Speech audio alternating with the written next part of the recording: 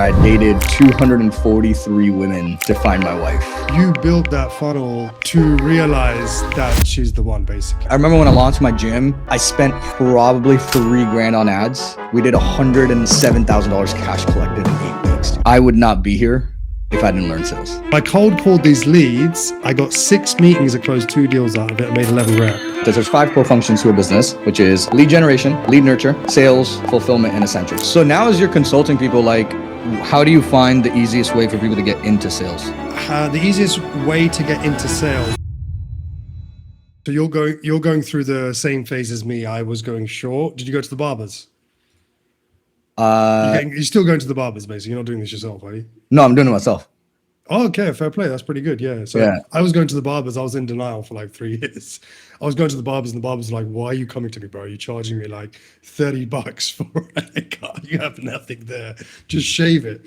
So I was in denial mode for 3 years. He did used to do my beard as well, so that was like a bonus. Yeah. Eventually, I just got the razor out. No, then I went to the trimmer, a Remington trimmer thing. It was Okay. like that was quite easy. How often do you Then have I to went do the it? shaver. Now I do it every other day. So every other day on average, yeah. Sometimes weekend I might go 3 days, but Just pretty in the much in the shower? week no. Anthony was telling me the same thing. He said, "Why don't you do it in the shower?" I do it in front of the sink when I shave. I think it's because I need the mirror, so I do my beard and then I do the hair. Yeah. But I suppose you could do it in the shower. Interesting. So you're at the trimmer level at the moment. Yeah. For me, I'm like a 1 or whatever, the less than 1.5 or whatever. And I decided in December, I was like, I'm gonna make content. It takes me, for every haircut that I have to do, it takes me about 2.5 hours. And if my hour is worth like $1,500, I'm like, dude, that is not worth my time. And so I looked at my wife and I'm like, I'm going back to short hair. She goes, okay. And I just chopped it off, and I was like, the best decision I ever made. It's like awesome. I remember when my hair was coming out, my barber at the time was like, "By the way, you know you're getting bald." I was like, "Oh yeah," and I was quite nervous at the time, but not too much. And he goes, "Bro, it means money." He goes, "Have you ever seen a bald homeless man?" No, they're hairy as fuck. I was like, "Shit, this guy's onto something." Have you ever seen a bald? I literally started think I've never seen a bald homeless man. I've never seen a bald homeless man. They've all got hair galore. Yeah. So I was like, and he goes, "How many rich people do you know that are bald?" I was like, "Oh, quite a few." And at the time, the richest, good old Jeff. So yeah, that would give me a little bit of a confidence boost. A little confidence boost. I'm good. I'll take the money over there. Yeah.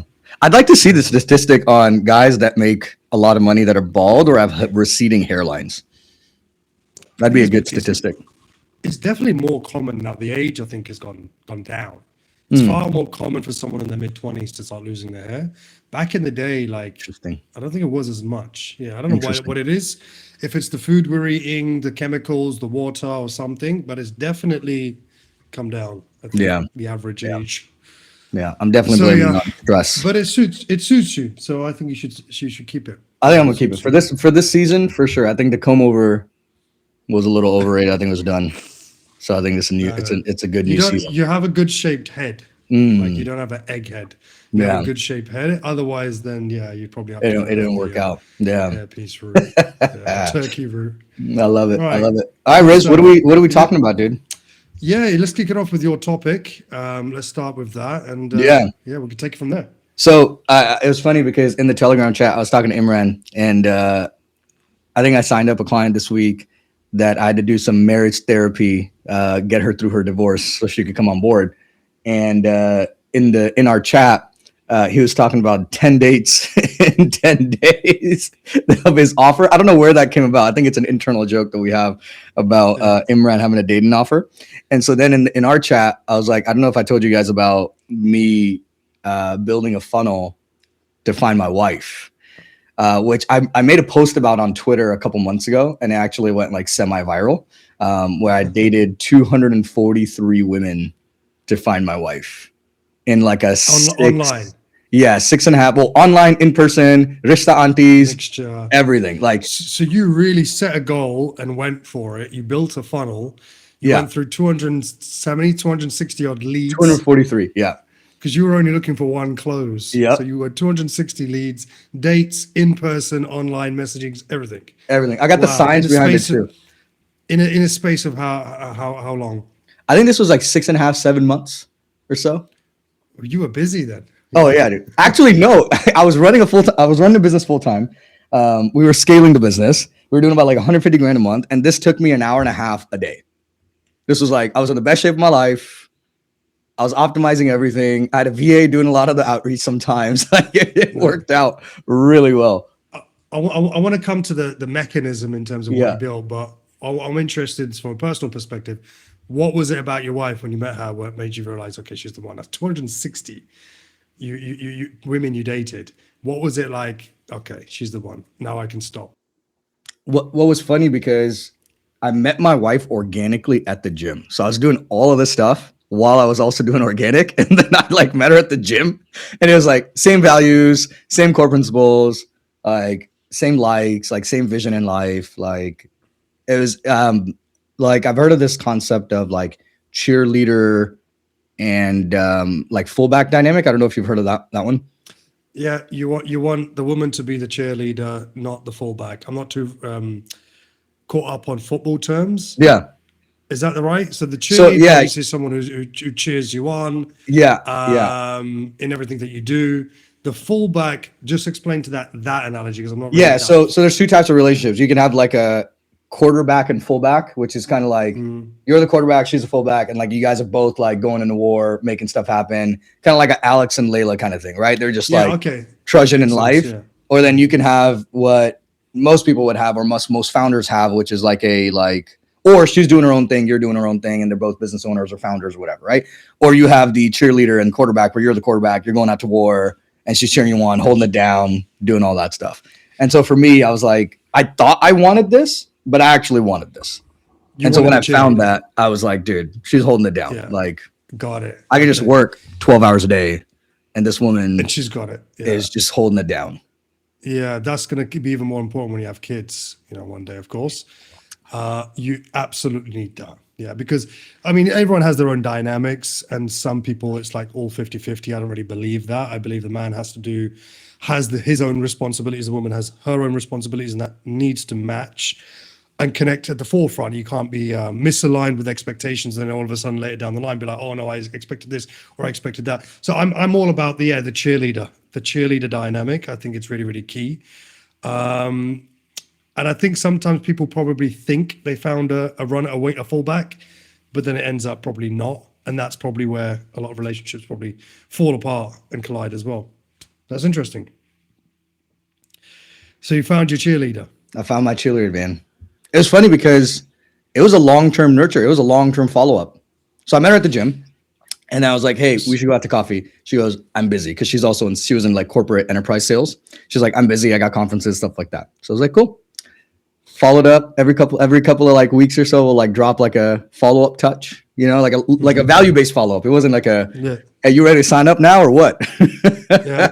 And I followed up for like 4.5 months, dude.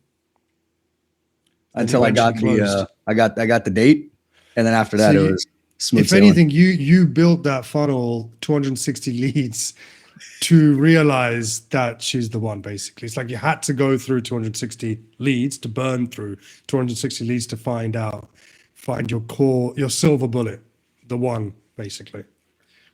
I think there's two ways to approach it. I think men are in like massive scarcity. I think the statistic is that like 63% of men under 30 can't find a partner. This is like global. Isn't that crazy? 63% of men can't find a partner, as in they can't find a partner that they like, or they're just not desirable. That's a good question. There's a difference, right? Yeah. Yeah. I think some men have really high standards, like stupid high standards. Correct. Or they're looking for something that maybe doesn't exist, or maybe isn't even right for them. And they just go years and years and years and years and years and never really settle down. And there's others with respect to those men, maybe low income, not really in the best shape, and they're just not desirable. Yeah. Right? There's two sides to it. So what do you think? Do you think that covers both? I think it's a combination of both. It must be. I think the major, because it's like, I think the statistic is that it's like 20% of men are able to get 80% of the women, because they like are just like on the upper echelon, like they make money, they're more attractive and stuff like that. And that's what brings me to a point. If you're a guy, like if all you do is lose 20 pounds, like you'll significantly become 10 times more attractive. if you work, earn more money, go to the gym, it's Yeah. pretty straightforward. It's Let's not be that honest. hard. I don't think it's that difficult. It's exactly the money part. Some people, I think, probably struggle with mentality, money, but you could probably get away with it if you do look after yourself.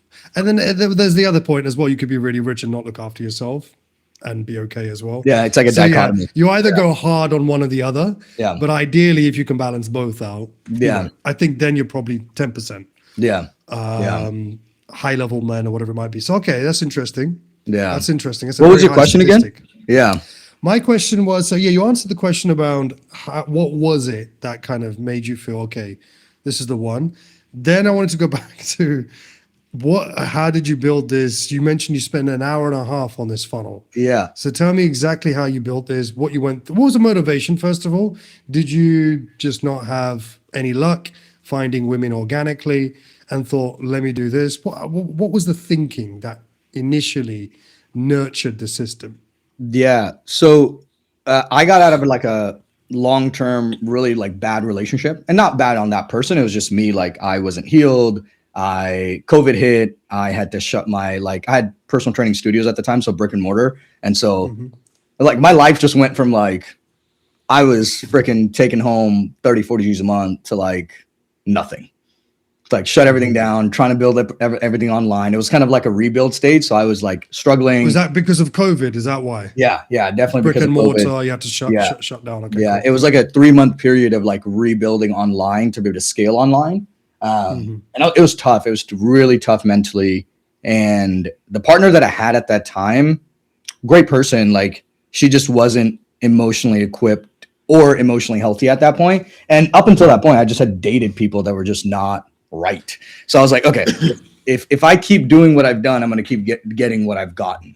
So this time around, I was like, what if I just treated dating like a business? Right? Because I was telling you about this. There's 5 core functions to a business, which is lead generation, lead nurture, sales, fulfillment, and ascension. So lead generation, generate a bunch of leads, you nurture those leads, you sell those leads, you fulfill on whatever promise that you want to deliver, and then you ascend them into a back end or you retain them long term. All right. So I was like, okay, if I treat finding a partner like a business, I just have to generate a bunch of leads. Because we know, like in the recruiting space, right? We have to interview like 400, 500 people to get a good sales rep, right? Same thing with a partner. It's like if you just have a bunch of numbers and a bunch of people that you're talking to, because part of that is you're going to discover, one, what is it that you actually want? Because I don't think most people know what they actually want because they don't actually date enough to actually do that. Especially in our culture, it's like frowned upon to just like find the one person and then just settle down with them, you know? And I don't want to be that, like, I don't want to settle. And so that was one key motivator. The second key motivator, I was like, dude, this will be a great case study. It's like a guy who's mid, if I can pull this off, right, as a brown guy, I think anybody can pull it off. And so that was kind of the real motivation around, like, let's just see what happens. Like, I'm single, I'm in a new city, I moved because of tax purposes, because we started making money. Confidence was at an all-time high. I gained like 20 pounds and I got super jacked. And I was like, F it, let's actually do it. Let's do it. Yeah. Okay. Makes sense. And then what happened? You built the funnel. And what was this? What were you doing? How are you getting in front? What was your acquisition strategy? Yeah. So you just kind of look at like all areas of lead gen. First, there was a lot of pre-work of like, okay, what is it that I'm looking for? And then I started realizing as I was reading more like Charlie Munger stuff, it's that instead of like me trying to find criterion for the perfect person, I've got to become the perfect person to find the perfect person for me. So like, I just got to attract that type of person, not by being like, oh, I want this type of person. It's more of like, who am I character wise, belief wise? Like, how do I show up in the world? That's going to allow me to attract that type of person. So there's a lot of pre-work that went into it. But in terms of the funnel, in terms of lead gen, it was 70% of my leads came from dating apps. So all the dating apps, both like the Muslim one and the non-Muslim ones, I was like, let's just go volume, you know, like what is it? Flow then friction. So create flow, then add friction. Yeah. So we created flow. 10% of it was outreach. So I would like boost a couple of Instagram images and then whoever liked it, right? And then it would just be like, all right, let's do like outreach. 15% of it was just organic. So like go to a coffee shop, go to How a did you gym. create your messaging? Where did your messaging come Oh, from? So it was every source of lead gen had a different messaging. Okay. And was this AI or did you write these out? No, like back then, there's no like AI Okay, did this not is even quite a few exist. years. Okay, okay. Yeah, So you just created the messaging yourself. this was like And 2021. Yeah, got it. and the cool Was it thing like is like, corny? Is it just direct, like, hey, how you doing? Blah, blah, blah? Was it some like pickup lines or something kind of cheesy to grab attention? yeah, Like a let hook? me. I still have the document where I would have like opening messages, but like I like optimized my profile of like, okay, what's gonna get the most clicks and actual responses. Like it was like science. Like I was like, if I'm gonna do this, I'm gonna do this to like the highest level. It was just like the profile was wild. Like I'll show you. And this was true. Like I was traveling a lot at the time, and so like this was like one of the profile bios. Right, let's have a look. Yeah, I threw it in the chat. It's in the chat, yeah? Yeah. Let's have a look. All right. Is this document? Yeah. Oh no, I threw it in the podcast. In the Zoom chat. Yeah. In the Zoom chat. Or podcast chat. Let me have a look. There's nothing here on my side. There we go. New to Dallas, high country, frequent traveler by day. I run my consulting company. When the laptop shuts off, it's time for some fun. Whether it's hiking in the jungle. Okay. Yeah, I mean, it's straightforward. It's not cheesy. It's not corny. Yeah. Straightforward. Yeah. It's kind of like, well, every guy was like posting like, and then heading to London. When did you go to London? Oh, dude, I used to travel so much, especially when I had my gyms. Did you? Okay, Yeah, I used to like you're disappear familiar for with like London, yeah, I used to disappear for like months on end.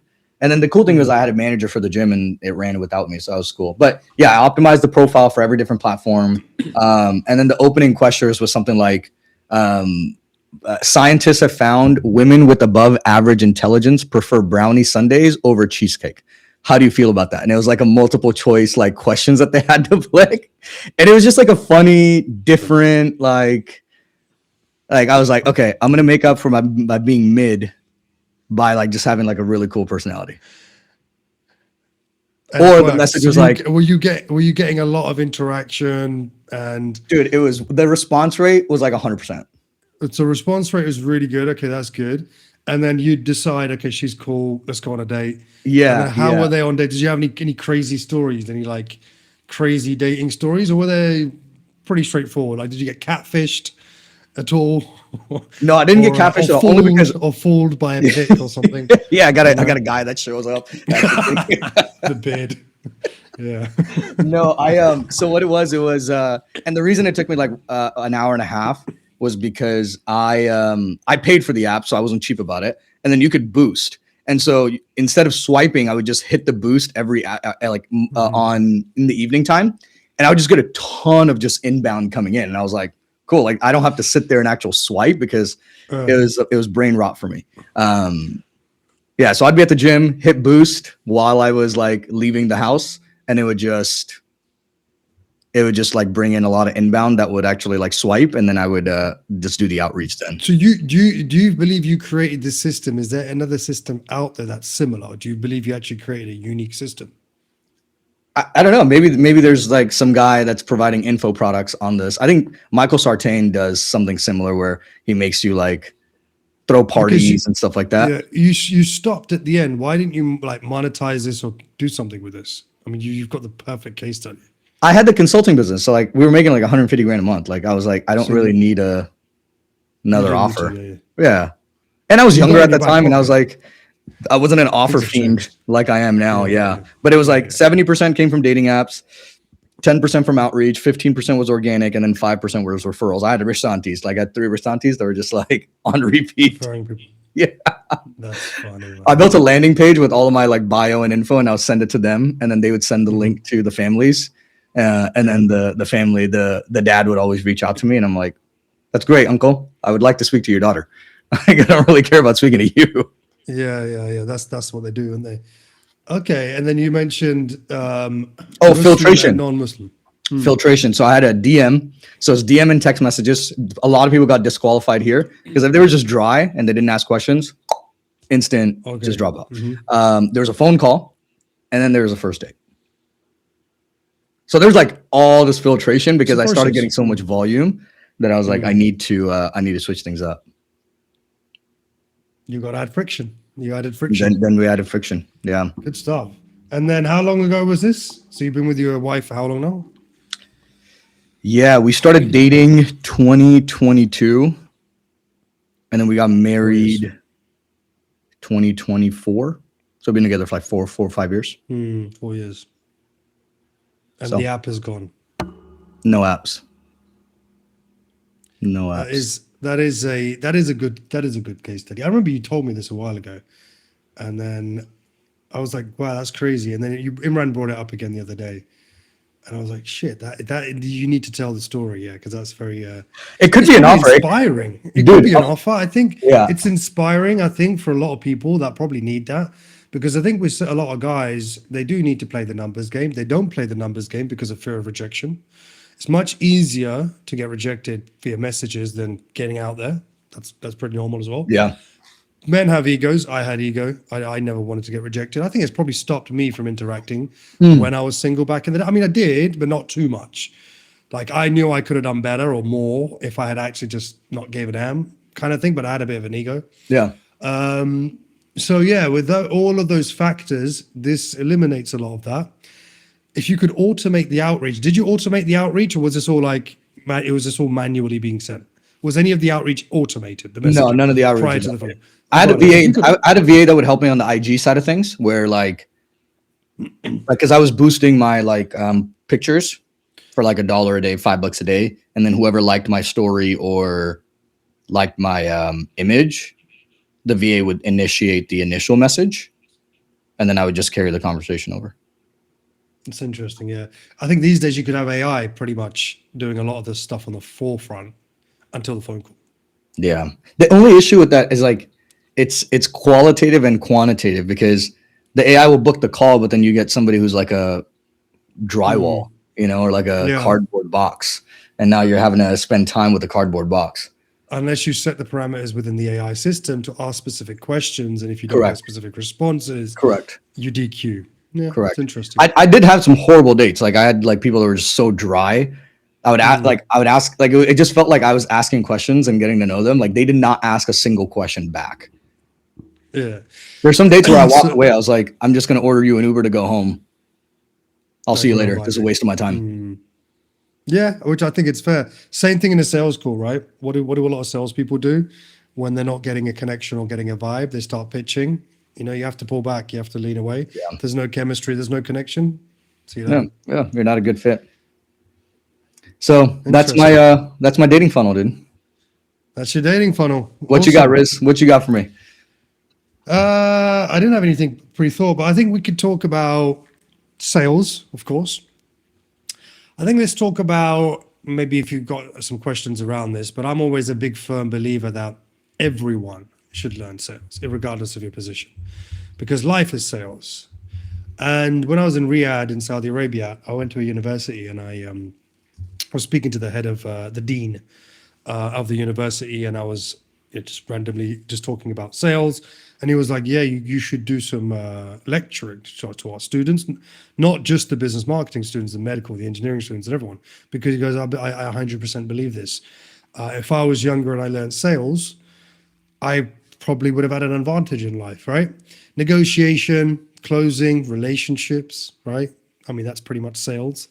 New relationships, any position that you're in, getting a new job offer, a promotion, a career sidestep, launching your own business. So yeah, I just think it's one of those fundamental skills that everyone should not just learn, but should master. And I mean, we get coaching calls. I mean, we have a group coaching calls. I get 20, 35 students on there. And a lot of people are not really aware of sales, but when you teach them the logic of sales, open questions, asking questions to overcome objections and isolating the problems and isolating the objections, like it just makes sense. They're like, yeah, that actually makes sense. It's not like this new crazy science. Yeah. What are your thoughts on that? I mean, I may be biased, man, but like I would not be here if I didn't learn sales. Like I was super introverted, didn't know how to talk to people, like grew up like an enigma, didn't know where I like fit in. And then I got into personal training and then I realized personal training is actually just selling. And then I just fell in love and then it just With sales. grew from there. Like I would not have a business if I did not know how to sell. The only reason my businesses succeed was because I could sell. Yeah. I think with me, I got into sales. I don't know, I'll probably say accidentally. Yeah. I mean, I was lost 18, 19 years old. I was working at a bank at the time. Like as a For some teller in the reason. bank or were you like a banker? No, a call center. I was in the fraud department. Yeah. So I would block people's accounts that were being naughty.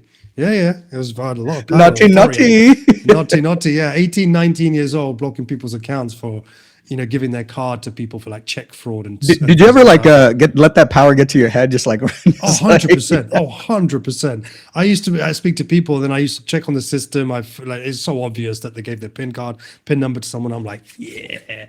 And then at the end, I just sort of hit them. Your bank's closed, you're backlisted, this, and this. You should take a look at yourself in the mirror. And, and then there's one girl, bless her, she was like 16 grand in debt. And it was pretty obvious. She just admitted it. She goes, my cousin persuaded me to do this. Basically, she gave a card to a cousin. The cousin deposited a fraudulent check, and she was crying and stuff on the phone. I kind of felt bad at that one because I think she probably got duped by the cousin. Anyway, yeah. So I was in the bank for a couple of years. Then I got into recruitment. Hated it, but again, it's sales. Then I what was did you like, hate about okay. recruitment? The recruitment side.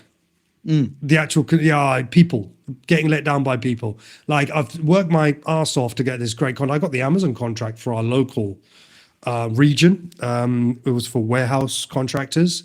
So I'm speaking to people, I'm getting the interviews lined up, and then like out of 20 applicants, like 7 like no showed or just messed around, and I looked like an idiot. Yeah, yeah. Like it was just managing people was really, really annoying and frustrating because if I'm letting myself down, that's cool. When I've got someone letting myself down, which means I'm letting the client down, that was really, really annoying. So I didn't like the recruitment aspect of it. I did like the bringing on clients aspect of it, but that was cold calling at the time. It was just cold calling, pipeline, networking sometimes as well. So it wasn't easy. And then I moved to another B2C company. When PPI was kicking off. I was in sales early 20s. Then I really progressed and got good at sales when I got into the insurance space, which is ironic because my dad was in insurance when he first came to the country in 1960s. He didn't go down the taxi driver route or the restaurant route. He went straight, mingled with the British white people, worked on his accent. Like if you spoke to my dad, he literally sounds like a British person, even though he migrated when he was 18, Oh 18 or wow. so. Yeah, Yeah, it's 18, hard to get 19 he rid of that moved. accent if you don't Yeah, like work on it. 100%. 100%, yeah. So yeah, I got into insurance sales on the phone, and from there I had a really good coach at the time, and he really taught me discovery, asking questions, probing questions. And then I was like, this makes sense. And I picked it up really well, became the top salesperson in the company. At the time I was employed. And I was like making okay money, 50, 60K, like over the year for the time. This was like 12 years ago. Probably my first taste of a bit of money. And then I was like, this is enough. I need to hit 6 figures. Let's go to Dubai. And that's when I went to Dubai. And that's where I really leveled up my sales. Moving to Dubai and selling investments. Oof, that was probably the most difficult thing I've ever done. And without sales, like you just said earlier, Why was it without difficult? Was it difficult to get investors to then invest, or what was the difficult part about it? the difficult part was we had 2 weeks training. We had a great office in a great area with a computer. That's it. Go sell. No leads, no date, no cold leads, no date, nothing. Just go sell. I was literally on Google 9+971, which is the Dubai country code, managing director, vice president, manager, shit like that, and just finding random people's numbers on their websites. Actually got a couple clients like that. The funniest one was I was staying at the time, I was broke. I sold my car for like 3-4 grand at the time, took all my money, bought a ticket, one-way ticket to Dubai, 0%, zero salary, commission only role. I'm 24 years old at the time. Yeah. 23, 24. And I just jumped into it. And I was pretty much broke within 6 weeks. And I was on the verge of closing my first couple of deals. They fell through. Then my dry cleaners, I was staying in this small apartment. It's basically in a nice area, but it was literally a maid's room, they call it, in like a 4 or 5 bedroom apartment with like roommates. I had the smallest room because I couldn't afford anything more. But one thing I did used to spend my money was dry cleaning. So when the guy came to drop off my dry cleaning, he was a Pakistani guy. Started speaking to him in our own language, and basically I got him to give me 70, 80 names of like European people that he drops his dry cleaning to, and I had leads. Right, so I cold called these leads. I got 6 meetings. I closed 2 deals out of it. I made 11 grand.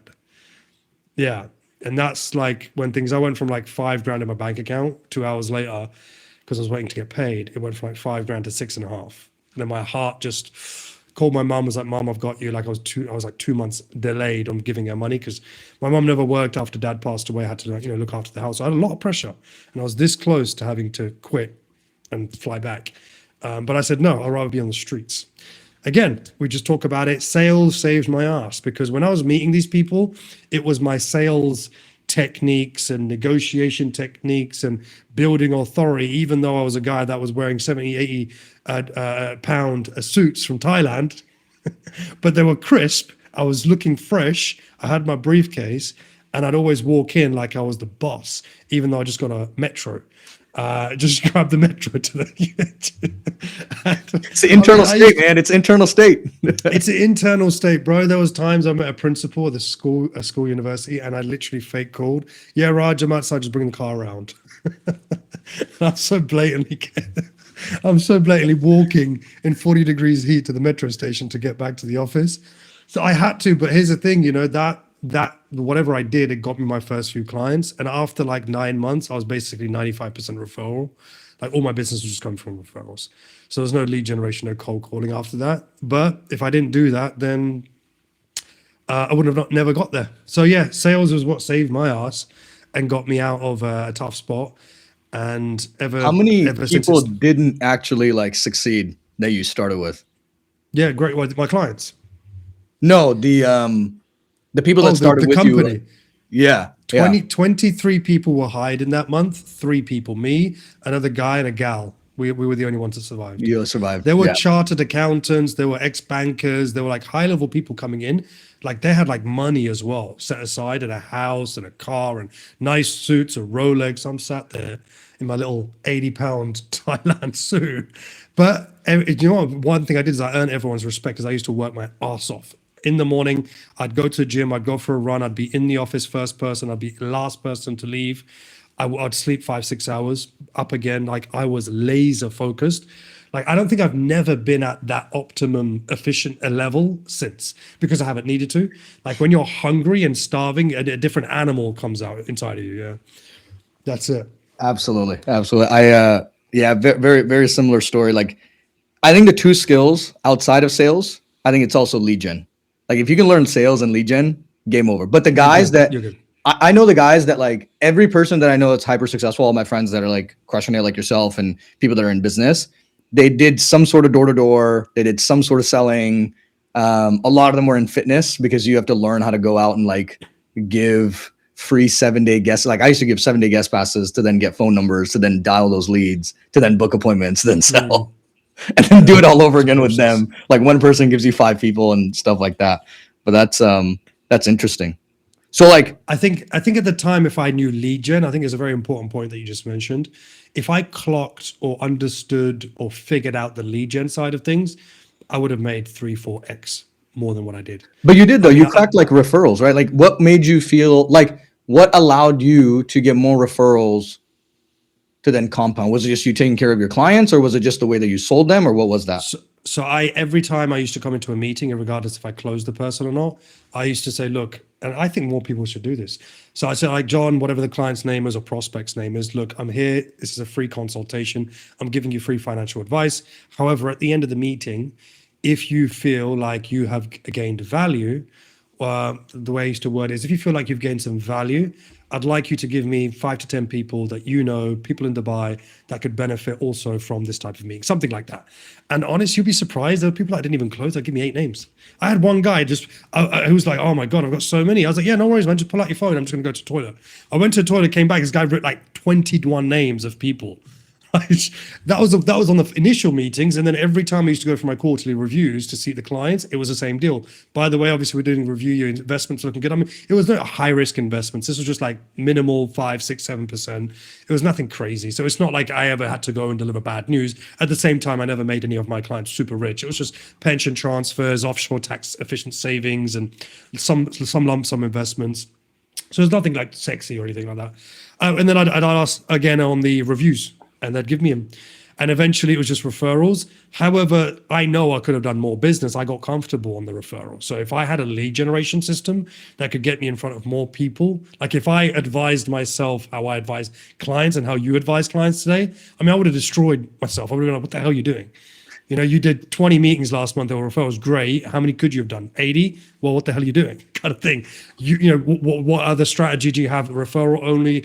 At the time, there wasn't really ads. What was there? I don't think there was much on social media. I'm sure there was. What year was I didn't this? hear of anyone. 2015. Yeah, 2015. I started running ads 2014. That's when I got into meta ads for lead gen. Okay, yeah. Yeah. See, if I And figured it out, I would it have was young. crushed It was, dude, it was like, it was a frenzy, man. Yeah. It was a frenzy. I remember when I launched my gym, I spent probably $3,000 on ads. We did $7,000 cash collected in Yeah. 8 weeks, dude. Crazy. It was wild. It was wild. Yeah. It was cheaper to do it. It was less competition, and it was easier apparently. Anyway, that's what a lot of people said. If I had figured that out, yeah, I could have 3, 4, 5 x'd the business. But I had the sales figured out. That was good. I had one of the two. Yeah. So now as you're consulting people, like, how do you find the easiest way for people to get into sales? The easiest way to get into sales. Well, first, I think you need a product or a service to sell. Maybe I can rephrase that. Like, learn sales like the quickest way. Okay, learn sales the quickest way. Great question. I think first of all, let's say you have obviously an offer or service that you're selling. Okay, let's assume that you have that. The first thing that I do with any new person that's new on sales is throw them in the deep end and start with a sales pitch script. There's no point doing sales coaching to people. They need a structure. So having a sales pitch, a pitch script templated with them adding the information around their offer, their service, the discovery questions themselves. So it's coming from them, right? Testing the flow. And then from there, I think it's just mock sales calls. And then it's basically coaching on delivery, on things like pace, tonality. That's a different session. Objection handling, as you know, obviously is a whole world of its own. Most of my sessions that I run in the group, it's a lot of pricing objections, partner objections, uncertainty objections, shopping around objections. So it's a lot of objection handling that I normally go through. That's a little bit more advanced level. As someone that's never sold before, I think the best thing to do is if you have a product or a service, write a pitch and deliver that pitch and record yourself and practice and role play.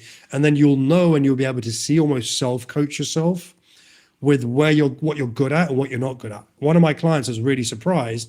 I was like, by the way, your tone and your cadence is incredible. She was like, really? Yes. I was like, it's brilliant. I'm very impressed. She goes, I've never done sales before. I think you're almost like a natural. Now, are we going to need to do some work on discovery and questions and objections? Of course we are. But this is a really, really good foundation. It was all like self-awareness for her. And she got so confident that she was just eager to just keep crushing. And she closed the first deal in the first week of running ads. Never did sales before. 14 grand off. That's where I'd always start. Yeah. Yeah. So you're saying like start at the pitch and then that kind of becomes the core foundation where you disseminate the rest of the stuff, right? Yeah. There's no point going through a crash course on sales about intro, discovery, and the philosophies and all this kind of stuff. It's just theory. I think start with the structure, especially, okay, if someone doesn't have the urgency, for example, someone just wants to get into sales like at some point, yeah, okay, you can go down the video training route. But if you have urgency, like I need to close, like all my business is struggling, or I've just lost my closer and I'm not going to, I don't want to bring in a closer. I need to be better at closing.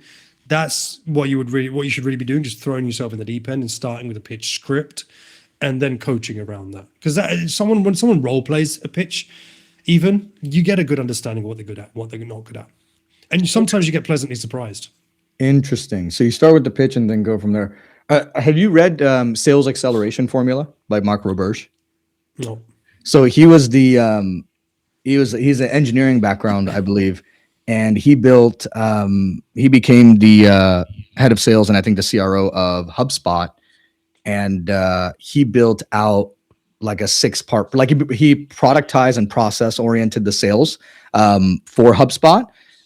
So instead of it being like, oh, like this person is very good at like some people are rapport salespeople, some people are very good process oriented, some people are just good at pitching and stuff like that. So what he did was he was like, hey, here's X steps that you need to hit during the sales process, irrespective of your style, as long as you hit these 6 parts, kind of like what we have, right? For me, and that's how I designed it for my sales team in my last business, which is like, these are the 6 parts. I don't care how you hit them, just hit them based on your personality and what you do. And the outcome is always going to be that you're going to convert people at the highest capacity. Does that make sense? So do you say that, do you think that like part of that is like the pitch?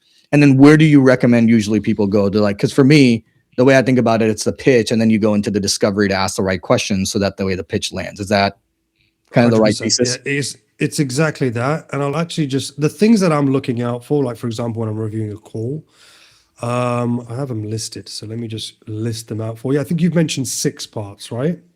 So I don't know if this is what you're referring to, but normally what I'm looking for is pain, or how the person has dealt with pain, how the person has dealt with doubt, cost, desire, money, support, trust, timing, solution. 1, 2, 3, 4, 5, 6, 7, 8, 9. So there's 9 parts there. So if my client, when I'm reviewing, is hitting those pretty much, that's a good call. Basically, they're more almost potentially they've crushed it. Now there can be some things about, I don't know, they could have messed it up in the close or pushed too hard or not pushed enough. There are those elements as well, but overall they're pretty much going to be in the green. Does that make sense? Yeah. So it's all just context there. Interesting. Yeah, I mean, I just go back to, I think sales, everyone needs to learn sales. And if you're in your 20s and you got nothing going for yourself, just work out and go sell. It'll change your life. Yeah. And also it helps you figure out what you actually want to do or what you can do. And it's a transferable skill. I was super lost in my early 20s. Sales made me realize that, yeah, I'm actually good at this. And like you just mentioned earlier as well, it actually helped me build my confidence. I built authority, I built confidence. I was better at relationships overall, you know? So I think it's super, and I think more desirable as well. I think in terms of, you know, how I attracted my wife, I think I was good in business. I was running my financial services company. We're doing multiple 6 figures a month. And my guys were killing it. So I had so much free time, and I was in London, I was meeting my wife, and it's not like she knew how much I was earning or anything like that, but it was that presence that came about. And I don't think if I didn't have that, I don't think that she probably would have been attracted. Yeah. So I wouldn't have been able to attract the wife that I have now if I didn't work on those things at the time. And I think it is important. Confidence, assurity. These are characteristics that women do look for in men, especially leaders, because most women do want to be led as opposed and want to follow, as long as it's the right person. Yeah. Well, good stuff, dude. Good stuff, brother. You want to wrap it up? We've got some, yeah, sure. I think we've got some there's some similarities